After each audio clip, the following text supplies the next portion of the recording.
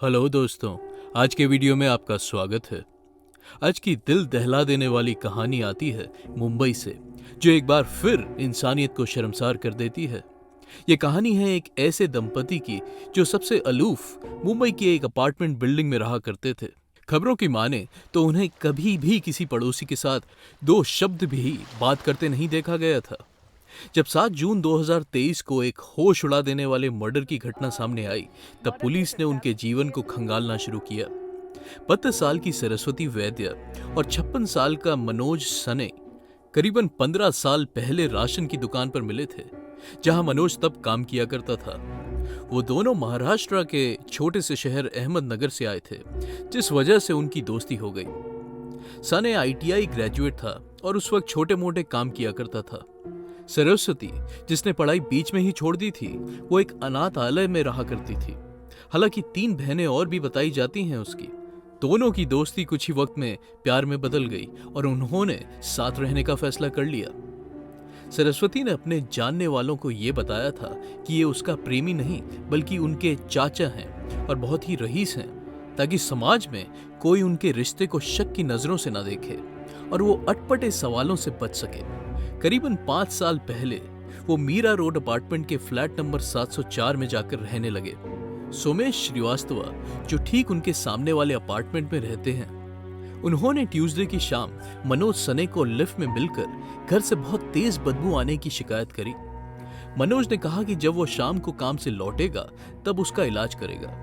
पड़ोसियों का मानना था कि शायद ये बदबू किसी मरे हुए चूहे की हो सकती है। अगले दिन वो बदबू इतनी ज्यादा फैल गई कि सोमेश श्रीवास्तव सने के अपार्टमेंट में दोबारा कंप्लेंट करने पहुंचा। उन्होंने अंदर से घर में रूम फ्रेशनर स्प्रे की आवाज तो सुनी, पर मनोज सने ने दरवाजा नहीं खोला। और तब घर से कोई जवाब ना मिलने पर सोमेश ने पुलिस को फोन किया और उसके बाद फ्लैट नंबर 704 के सारे भेद खुले। बताया जा रहा है कि जब पुलिस अपार्टमेंट में घुसी तो जो उन्होंने देखा उसे देखकर उन्होंने उल्टी कर दी। उन्हें वहां मिले ह्यूमन बॉडी पार्ट्स जो पूरे घर में फैले हुए थे, और उबला हुआ और पकाया हुआ इंसान का मांस जो उन्हें किचन के बर्तनों में मिला। दरअसल वो बॉडी पार्ट सरस्वती के थे, जिसका मर्डर मनोज द्वारा संडे को ही कर दिया गया था। मनोज और सरस्वती के बीच किसी दूसरे आदमी को लेकर कोई झगड़ा हुआ था और मनोज का यह मानना था कि सरस्वती उसे धोखा दे रही है। हालांकि इस पूरे वक्त मनोज की स्टेटमेंट बदलती रही है, जहां उसने ये भी कहा कि सरस्वती ने जहर खाकर आत्महत्या की थी और उसने सिर्फ डर के मारे बॉडी डिस्पोज कर दी। पुलिस को उसने बताया कि श्रद्धा वलकर मर्डर केस से उसे ये आइडिया आया कि वो बॉडी के टुकड़े टुकड़े करके उसे डिस्पोज कर दे, और ऐसा करने के लिए वो एक डीजल सॉ लेकर आया और डेड बॉडी के छोटे छोटे टुकड़े कर दिए। गंध के डर से उसने बॉडी पार्ट्स को उबालना और पकाना ठीक समझा, ताकि वो बॉडी पार्ट्स को आसानी से डिस्पोज कर पाए।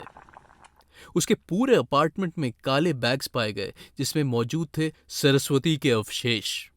पड़ोसियों ने उसे मास्क पहने रूम फ्रेशनर छिड़कते देखा था, पर उन्होंने ख्वाबों में भी नहीं सोचा था कि जिस झूठ को वो छिपा रहा है वो इतना भयानक होगा।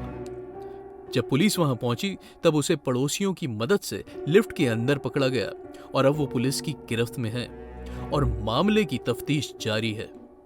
आज के लिए इतना ही।